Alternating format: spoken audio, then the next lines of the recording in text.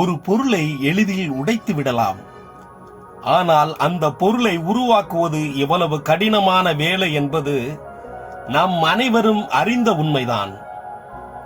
ஒரு நிகழ்ச்சியில் பல பேர் பங்கேற்கலாம், ஆனால் ஒரு சிலரை மட்டுமே சிறப்பு விருந்தினராக வரவேற்கப்படுகிறார்கள். ஏன் என்று சற்று சிந்தித்து பார்ப்போம். அவர்கள் பல பட்டங்களை பெற்றிருக்கலாம் அல்லது உயரிய பதவியில் பதவி வைத்திருக்கலாம். அவர்கள் அனைவருமே நம்மை போன்று பிறந்தவர்கள்தான். இவர்களுக்கும் நமக்கும் என்ன வித்தியாசம் என்று சற்று கூர்ந்து கவனித்தோமானால் தெரியும் கல்வியின் மதிப்பு எவ்வளவு மகத்தானது என்று.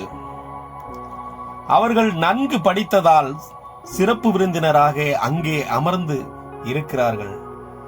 நீங்கள் நன்றாக படித்தால் உயரிய பதவியில் பணியமர்த்தப்படுவீர்கள். பந்தயத்தில் வென்று விடுவோம் என்று போட்டி போடுங்கள், பொறாமை கொள்ளாதீர்கள். அவர்களை எப்படி தோற்கடிக்கலாம் என்று யோசிப்பதை விட நாம் எப்படி ஜெயிக்கலாம் என்று யோசித்தால் சிறப்பாக வென்றுவிடலாம். இந்த வீடியோ பிடிச்சிருந்தா லைக் பண்ணுங்க, ஷேர் பண்ணுங்க, கமெண்ட் பண்ணுங்க. நம்ம வீடியோவுக்கு புதுசா பாக்குறீங்கன்னா சப்ஸ்கிரைப் பண்ணிட்டு பாருங்க. அப்பதான் அடுத்தடுத்த நான் போற வீடியோ உங்களுக்கு நோட்டிபிகேஷன்ல கிடைக்கும். நீங்க பண்ற ஒவ்வொரு லைக்கும் தான் என்ன அடுத்தடுத்த வீடியோ பண்றதுக்கு எனக்குள்ள ஒரு மோட்டிவேஷனையும் ஒரு தாக்கத்தையும் உருவாக்கும். தேங்க்ஸ் ஃபார் வாட்சிங்.